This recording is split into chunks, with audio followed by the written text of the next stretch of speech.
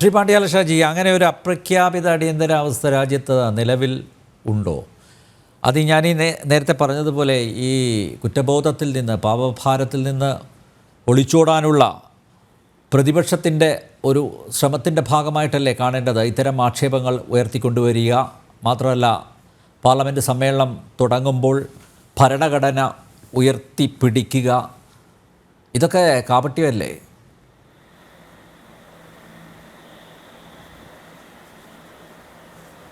ഇതിനകത്തൊരു പ്രധാനപ്പെട്ട വിഷയമായിട്ട് എനിക്ക് തോന്നിയിട്ടുള്ളത്, ചർച്ച ഓപ്പൺ ചെയ്തുകൊണ്ട് ശ്രീ ടി ജി മോഹൻദാസ് അദ്ദേഹം വളരെ ഗംഭീരമായി അതിൻ്റെ ഓപ്പണിംഗ് നടത്തി.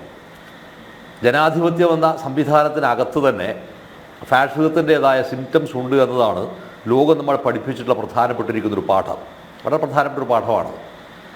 അപ്പം അത്തരമൊരു പാഠത്തിൻ്റെ അവസ്ഥയിൽ നിന്ന് നമ്മൾ ഇതിനെ വിശകലനം ചെയ്യുമ്പോൾ, ഇപ്പോൾ പ്രിയപ്പെട്ട രാജാജി മാത്യൂസ് വളരെ സമർത്ഥമായി അതിനെ ഒരു മറ്റൊരു ദിശയിലേക്ക് തിരിച്ചിട്ടുണ്ട്. ആ തിരിച്ചതിനെക്കുറിച്ച് പറയാം. വളരെ സമർത്ഥമായി അദ്ദേഹം ചെയ്തിരിക്കുന്ന ഒരു കാര്യം, അടിയന്തരാവസ്ഥയ്ക്ക് CPI പിന്തുണ പ്രഖ്യാപിക്കാനിടയായ രാഷ്ട്രീയ കാരണം എന്ത് എന്ന അടിസ്ഥാനപരമായ ദിശയിൽ നിന്നുകൊണ്ട് വേണം നമ്മൾ ഈ വിഷയത്തെ സമീപിക്കാനെന്നാണ് എൻ്റെ ആദ്യത്തെ വാദം. എന്തുകൊണ്ട്? 1969 കോൺഗ്രസിനകത്ത് വന്നിരിക്കുന്ന പിളർപ്പ്, സിൻഡിക്കേറ്റ് കോൺഗ്രസിൻ്റെ പ്രശ്നം, ഇന്ദിരാഗാന്ധി സോവിയറ്റ് പക്ഷത്തിൻ്റെ ഒരാളായി വരുന്നു. മൊറാർജി ദേശായി ഉൾപ്പെടെയുള്ള സംഘടനാ കോൺഗ്രസിൻ്റെ അവരെല്ലാം തന്നെ അമേരിക്കയുടെ പക്ഷത്തേക്ക് പോകുന്നു എന്ന് പറയുന്ന വിഷയം, ലോക അവസ്ഥയിൽ, ലോകരാഷ്ട്രീയ അവസ്ഥയിൽ അമേരിക്കൻ സാമ്രാജ്യത്വവും സോവിയറ്റ് സോഷ്യൽ ഇമ്പീരിയലിസവും തമ്മിലുള്ള വൈരുദ്ധ്യത്തെക്കുറിച്ചുള്ള ചർച്ചകൾ സജീവമായി നിൽക്കുന്ന കാലം. ഈ കാലത്താണ് ശ്രീമതി ഗാന്ധി ഇന്ത്യയിൽ നടപ്പാക്കിക്കൊണ്ടിട്ടുള്ള ഒട്ടനവധി നയങ്ങളുടെ അടിസ്ഥാനപരമായ വൈകല്യങ്ങൾ കാരണം നേരിട്ടിരിക്കുന്ന രാഷ്ട്രീയ പ്രതിസന്ധിയുണ്ട്. ആ രാഷ്ട്രീയ പ്രതിസന്ധിയുടെ നടുക്കയത്തിലാണ് സത്യത്തിൽ അലഹബാദ് ഹൈക്കോടതി വിധി ഒരു പ്രധാനപ്പെട്ട വിഷയമായിട്ട് മാറിയത്. അപ്പോൾ ആ വിധി വന്നതോടെ എന്താവുകയാണെന്ന് പറഞ്ഞാൽ, ശ്രീമതി ഗാന്ധിക്ക് ഇന്ത്യയുടെ പ്രധാനമന്ത്രിയായി തുടർന്നു പോവുക സാധ്യമല്ലാത്ത ഒരു രാഷ്ട്രീയ സാഹചര്യം ഉണ്ടാകുന്നു ഒരു ഘട്ടത്തിൽ. മറുഭാഗത്ത് ജയപ്രകാശ് നാരായണൻ്റെ നേതൃത്വത്തിൽ വന്നിരിക്കുന്ന വമ്പിച്ച തോതിലുണ്ടായിരിക്കുന്ന പ്രക്ഷോഭങ്ങൾ, ഗുജറാത്തിൽ വന്നിട്ടുള്ള നവനിർമ്മാൺ സമിതിയുടെ നേതൃത്വത്തിൽ വന്നിരിക്കുന്ന അതിനേക്കാൾ ഗംഭീരമായിരിക്കുന്ന പ്രക്ഷോഭങ്ങൾ, ബീഹാറിൽ നടക്കുന്ന വിദ്യാർത്ഥി കലാപങ്ങൾ, ജോർജ് ഫെർണാണ്ടസിൻ്റെ നേതൃത്വത്തിൽ നടക്കുന്ന വമ്പിച്ച റെയിൽവേ സമരങ്ങൾ. അപ്പോൾ ഇത്തരം സമരങ്ങൾ അതിനിർണായകമായിരിക്കുന്ന ഒരു ഘട്ടത്തിലേക്ക്, ഒരു പുതിയ ദിശയിലേക്ക് രാജ്യത്തെ നയിക്കുമെന്നുള്ള ഒരു ഉത്കണ്ഠയിൽ നിന്നാണ്, അതായത് സ്വന്തം അധികാരം നഷ്ടമാകുമെന്ന് തോന്നിയപ്പോൾ ശ്രീമതി ഗാന്ധിയുടെ മുമ്പിലുണ്ടായിരിക്കുന്ന ഏക വഴി, അത് അവർ മാത്രം തീരുമാനിച്ചതാണ്.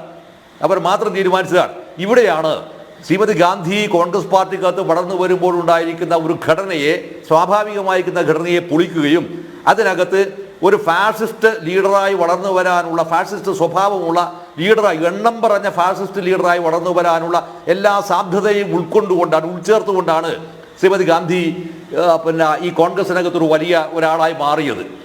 ഈ മാറിയിരിക്കുന്ന അധികാരം കൈയൊഴിയേണ്ടി വരുമെന്ന് പൂർണ്ണ ബോധ്യം വന്നപ്പോൾ അതിൽ നിന്നുള്ള വിഭ്രാന്തിയിൽ നിന്ന് രക്ഷപ്പെടാനാണ് അദ്ദേഹത്തിൻ്റെ പ്രധാനമന്ത്രിയുടെ ഏറ്റവും വിശ്വസ്തനായിരിക്കുന്ന സിദ്ധാർത്ഥ ശങ്കറായിയെ മാത്രം വിളിച്ച് സഞ്ജയ് ഗാന്ധിയുമായി ആലോചിച്ച് ഈ വിഷയം ചർച്ച ചെയ്യുകയും അങ്ങനെ അർദ്ധരാത്രിയിൽ ഈ വിഷയം ഫക്രുദ്ദീൻ അലി അഹമ്മദിനെ കൊണ്ടുപോയി ചെയ്യിപ്പിക്കുകയും ചെയ്ത ഒരു വളരെ വിചിത്രമായ ഒരു ജനാധിപത്യ വിരുദ്ധ സംഭവം ഉണ്ടാക്കുന്നത്. അത് ഇന്ത്യയിലെ ആദ്യത്തെ ഡിക്റ്റേറ്റർഷിപ്പാണ് വാസ്തവത്തിൽ ഇന്ദിരാഗാന്ധി കൊണ്ടുവന്നതെന്നുള്ളതാണ്. ഇതിന് CPI പിന്തുണ കൊടുക്കുന്നു എന്ന് പറയാനുള്ള കാരണം എന്താണെന്ന് പറഞ്ഞാൽ, ഈ സിൻഡിക്കേറ്റ് വിഷയത്തിനകത്ത് ശ്രീമതി ഗാന്ധി ഇന്ത്യയിൽ സോഷ്യലിസത്തിൻ്റെ വക്താവായി മാറാനുള്ള സാധ്യതയുണ്ട് എന്ന ഒരു വിശകലനം സോവിയറ്റ് യൂണിയൻ നടത്തുകയാണ്. ഇവിടെയാണ് വാസ്തവത്തിൽ ഞാൻ കമ്മ്യൂണിസ്റ്റ് പാർട്ടിയെ വിമർശിക്കുന്നത്. അങ്ങനെ വിമർശിക്കുമെന്ന് പറയുമ്പോൾ നമ്മൾ അറിയേണ്ടതൊരു വളരെ പ്രധാനപ്പെട്ട വിഷയം, അല്ലെങ്കിൽ ശ്രദ്ധിക്കാതെ പോകുന്ന വിഷയം, സോവിയറ്റ് യൂണിയനിൽ ഉണ്ടായിരിക്കുന്ന ഭരണ സംവിധാനം എന്ന് പറഞ്ഞാൽ അടിയന്തരാവസ്ഥയ്ക്ക് സമാനമായിട്ടുള്ള സംവിധാനം മാത്രമേ ഉള്ളൂ എന്നാണ് നമ്മൾ ഇപ്പോൾ അതിൽ നിന്ന് മനസ്സിലാക്കേണ്ടത്.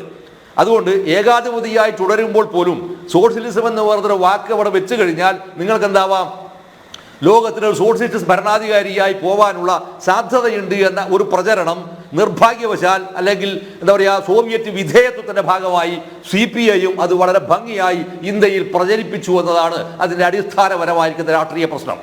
ഈ അടിസ്ഥാനപരമായിരിക്കുന്ന രാഷ്ട്രീയ പ്രശ്നം വന്നപ്പോൾ പിന്നെ CPIക്ക് നിയന്ത്രിക്കാൻ കഴിയുന്നില്ല, ഒരിക്കലും കഴിയില്ല. കാരണം അത്രമാത്രം ഗുരുതരമായിരിക്കുന്ന സാമ്പത്തിക പ്രതിസന്ധികൾ ഇന്ത്യയിൽ രൂപം കൊണ്ടു. ഇപ്പം നിങ്ങൾ പലരും ഇപ്പം നമ്മുടെ മലബാർ മേഖലയിൽ അനിൽ നമ്പ്യാർ കൃത്യമായിട്ട് ഓർമ്മയിടാൻ സംഭവമല്ലോ, ഈ നമ്മുടെ പഴശ്ശി കനാൽ വന്നു. പഴശ്ശി കനാൽ, ഈ പഴശ്ശി കനാൽ വന്നതെന്ന് വെച്ചാൽ വെള്ളം കർഷകരുടെ രക്ഷയ്ക്ക് വേണ്ടിയിട്ട് വന്നിരിക്കുന്ന ഒരു പദ്ധതിയാണ് എന്ന് പറഞ്ഞിട്ടാണ് 1975 അടിയന്തരാവസ്ഥ കാലത്താണ് ഈ സാധനം വരുന്നത്. സത്യത്തിൽ അതിഗുരുതരമായിരിക്കുന്ന സാമ്പത്തിക പ്രതിസന്ധിയെ നാട്ടുപുറത്തുണ്ടാക്കുന്ന തൊഴിലില്ലായ്മയെ പരിഹരിക്കാനുള്ള ഒരു പ്രായോഗിക വിദ്യയുടെ ഭാഗമായി വന്നിട്ടാണ് ഈ കനാൽ സംവിധാനം കൊണ്ടുവന്നത് എന്ന് പിന്നീട് സാമാന്യമായി എക്കണോമിക്സ് അറിയുന്ന ആൾക്ക് മുഴുവൻ മനസ്സിലായി. അവിടെ CPI സഖാവ് പ്രിയപ്പെട്ട രാജാജി മാത്യൂസ് അതിനെ ഇങ്ങനെ ലളിതവൽക്കരിക്കുമ്പോൾ ഇതിനകത്ത് വന്നിരിക്കുന്ന ഒരു പ്രധാനപ്പെട്ട വിഷയം ദേശീയ രാഷ്ട്രീയത്തിൽ അടിയന്തരാവസ്ഥക്കെതിരായി ഏറ്റവും ധീരമായി ചെറുത്തുനിൽപ്പ് നടത്തിയവർ ആര് എന്ന ചോദ്യമുണ്ട്. ആ ചോദ്യത്തിൽ നിന്ന് വേണം എന്തുകൊണ്ട് ഇടതുപക്ഷത്തിന് സാധ്യമായില്ല എന്ന വിഷയം അവിടെയാണ് വരുന്നത്. ഞാൻ തിരിച്ച് രാജാജി മാത്യൂസിനോട് പറയുകയാണ്, 1948 കൽക്കട്ട സീസണിന് ശേഷം ഉണ്ടായിരിക്കുന്ന അതിസങ്കീർണമായിരിക്കുന്ന വിഷയത്തെ അതിമനോഹരവും ഗംഭീരവുമായിട്ട് അതിജീവിച്ചവരാണ് ഇന്ത്യയിലെ കമ്മ്യൂണിസ്റ്റ് പാർട്ടിക്കാർ. പക്ഷേ അടിയന്തരാവസ്ഥ വന്നപ്പോൾ കേരളത്തിനകത്ത് ഒരു ഗൗരവമേറിയിരിക്കുന്ന ഒരു പ്രതിഷേധ പ്രകടനം പോലും നടത്താൻ ഇന്ത്യയിലെ CPIM സാധ്യമായിട്ടില്ല, കഴിഞ്ഞിട്ടില്ല. നിർഭാഗ്യവശാൽ CPIM മറുപക്ഷത്ത് നിന്നിട്ട് അതിൻ്റെ പക്ഷം ചേർന്ന് നിൽക്കുകയാണ്. അതുകൊണ്ട് നിങ്ങൾക്കതിൽ പാവഭാരത്തിൻ്റെ പ്രശ്നം അതിനകത്ത് വരുന്നുമില്ല. പക്ഷേ ഇതിൻ്റെ എല്ലാം വലിയ ചാമ്പ്യന്മാരാണെന്ന് പറഞ്ഞിരിക്കുന്ന CPM എവിടെയാണ് സമരം നടത്തിയത്? ഞാൻ പറയാം. ഞാൻ പെരളശ്ശേരി സ്കൂളിൽ 9ാം ക്ലാസ്സിൽ പഠിക്കുന്നതിൻ്റെ അവസാന ഘട്ടത്തിലാണ് അടിയന്തരാവസ്ഥ വരുന്നത്. എൻ്റെ അച്ഛൻ പാണ്ഡ്യാല ഗോപാലും എന്താ അടിയന്തരാവസ്ഥയിൽ ജയിലിലായിട്ടുണ്ട്. അടിയന്തരാവസ്ഥയിൽ ജയിലിൽ കിടന്നിരിക്കുന്ന എത്ര പാർട്ടി നേതാക്കളെയാണ് പോലീസിന്റെ മർദ്ദനമേറ്റത്? ഇല്ല, ഒരാൾ മാത്രമേ ഉള്ളൂ. അതിപ്പോൾ കേരളത്തിലെ മുഖ്യമന്ത്രിയാണ്. അതിന് കാരണം പറയാം, അത് പിന്നീട് പറയാം. അത് വേറെ കാരണം അത് അവിടെ മാറ്റി നിർത്ത്. AKG അറസ്റ്റ് ചെയ്തു, EMS അറസ്റ്റ് ചെയ്തു, എല്ലാവരെയും അറസ്റ്റ് ചെയ്ത് ഒരു നിമിഷം കൊണ്ട് വിട്ടയക്കുകയും ചെയ്തു. അപ്പോൾ മർദ്ദനം കൊണ്ടും മറ്റു രീതിയിൽ ഉണ്ടായിരിക്കുന്ന പ്രതിഷേധം കൊണ്ടും ജനഗംഭീരമായിരിക്കുന്ന പ്രക്ഷോഭങ്ങൾ സംഘടിപ്പിച്ചത് സത്യത്തിൽ എന്താണെന്ന് പറഞ്ഞാൽ ഇവിടെയാണ് സംഘപരിവാർ രാഷ്ട്രീയത്തിന് വളരെ കൃത്യമായി ഇന്ത്യയിൽ ഒരു വലിയ ഓപ്പണിംഗ് നടത്താനുള്ള സ്പേസ് കൃത്യമായി നിർമ്മിച്ചത് അടിയന്തരാവസ്ഥയ്ക്ക് ശേഷമാണ്, അല്ലെങ്കിൽ അടിയന്തരാവസ്ഥയാണ് എന്നാണ് ഞാൻ വിലയിരുത്തുക. കാരണം അത്രയും ധീരമായി ചെറുക്കാൻ അവർക്കുണ്ടായിരിക്കുന്ന ഒരു വലിയ സാധ്യതയെ ഇന്ത്യയിലെ അടിയന്തരാവസ്ഥ പ്രഖ്യാപനത്തിലൂടെ ശ്രീമതി ഗാന്ധി തുറന്നു കൊടുത്തു എന്നതാണ് സത്യത്തിൽ ചെയ്തിരിക്കുന്ന ഏറ്റവും വലിയ രാഷ്ട്രീയ പ്രശ്നം, അല്ലെങ്കിൽ അതാണ് ഏറ്റവും വലിയ ഗൗരവമായി ചർച്ച ചെയ്യേണ്ട വിഷയവുമാണ്. എന്തുകൊണ്ട് ഇത് ഇന്ത്യയിൽ ഇടതുപക്ഷ പ്രസ്ഥാനങ്ങൾക്ക് സാധ്യമായില്ല? ഈ സമരഭൂമിയിലേക്ക് വന്നപ്പോൾ ജൻലോക് സംഘർഷ സമിതി എന്ന സമിതി ഉണ്ടായല്ലോ. ആ സമിതിക്കകത്ത് CPI ഇല്ല. CPM ഉണ്ടോ? CPM ഇല്ല. CPI ഇല്ല, CPM ഇല്ല. അതിനകത്ത് വന്നിരിക്കുന്ന പ്രധാനപ്പെട്ട ആളാരാണ്? ഒന്ന് ജനസംഘമാണ്, മറ്റൊന്ന് RSS ആണ്, മറ്റൊന്ന് ഭാരതീയ ലോക്ദളാണ്. ഇങ്ങനെ പിന്നെ സംഘടനാ കോൺഗ്രസ്, ഇങ്ങനെയെല്ലാം വരുന്നവർ മാത്രമാണ് സോഷ്യലിസ്റ്റ് പാർട്ടി. ഇവരെല്ലാമാണ് സത്യത്തിൽ ഇതിൽ ഏറ്റവും പ്രധാനപ്പെട്ട ആൾക്കാരായി വന്നത്. കേരളത്തിലെമ്പാടും തന്നെ വാങ്ങിയിരിക്കുന്ന അടി വാങ്ങിയവരാരാ? CPM-ൻ്റെതായിരിക്കുന്ന ആളുകൾ അടി വാങ്ങിയാരാന്നറിയോ? സത്യത്തിൽ അടി വാങ്ങി എൻ്റെ നാട്ടിൽ ഒരുപാട് ആൾക്കാർ വാങ്ങി. അവരാരാണെന്ന് പറഞ്ഞാൽ പ്രശ്നക്കാരായവരാര് എന്ന് തിരിച്ചറിഞ്ഞിരിക്കുന്നവരെ പോലീസ് തിരിച്ചു പിടിച്ചടിക്കുകയാണ് ചെയ്ത്. അതിൽ ഭീകരമായ മർദ്ദനമേറ്റവർ, ഈ കേരളത്തിലെ മുഖ്യമന്ത്രിയേക്കാൾ മാരകമായ അടിയേറ്റവർ എൻ്റെ നാട്ടിൽ ഇപ്പോഴും ജീവിച്ചിരിപ്പുണ്ട്. അത് വാസ്തവത്തിൽ എന്താണെന്ന് പറഞ്ഞാൽ ഒരു സമരത്തിന്റെ ദിശ തെറ്റിപ്പോകുന്ന ഒരു അവസ്ഥയിലേക്ക് കമ്മ്യൂണിസ്റ്റ് പാർട്ടിക്ക് വന്നിരിക്കുന്ന മൗലികമായിരിക്കുന്ന പിശകിന്റെ ഭാഗമായിരുന്നു സത്യത്തിൽ അന്ന് സംഭവിച്ചിരിക്കുന്ന അടിയന്തരാവസ്ഥയെ പിന്തുണച്ചതിലൂടെ ഇന്ത്യയിൽ ഉണ്ടാക്കിയത് എന്നുള്ളതാണ്.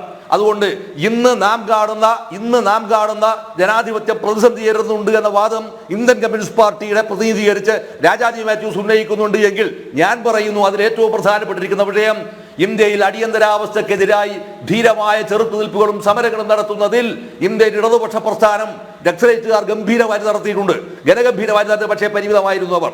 പക്ഷേ ഇന്ത്യയിലെ സംഘടിത 964 ഇന്ത്യയിലെ കമ്മ്യൂണിസ്റ്റ് പാർട്ടിയെ പിളർത്തിയതിന്റെ അനിവാര്യമായിരിക്കുന്ന ദുരന്തവും കൂടിയാണ് സത്യത്തിൽ ഇപ്പോൾ നാം നേരിടുന്ന പ്രതിസന്ധി. ഇതാണ് എനിക്കിപ്പോൾ തൽക്കാലത്തേക്ക് പറയാനുള്ളത്. ഇതിനുശേഷം മറ്റു മേഖലയിൽ കടക്കുമ്പോൾ എനിക്ക് പറയാനുള്ള വാദങ്ങൾ ഞാൻ ഉന്നയിക്കും. മിസ്റ്റർ നമ്പ്യാർ.